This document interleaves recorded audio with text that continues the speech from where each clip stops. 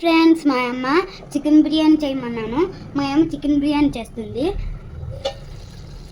మా అమ్మ first chicken వేసేసుకుంది, తర్వాత రైస్ వేసేసుకుంది. ఈ బిర్యానీ మా అమ్మ దమ్ పెట్టేస్తుంది.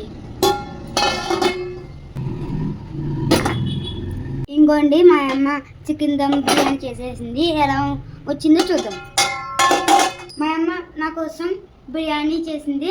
టేస్ట్ చేసి చెప్తా.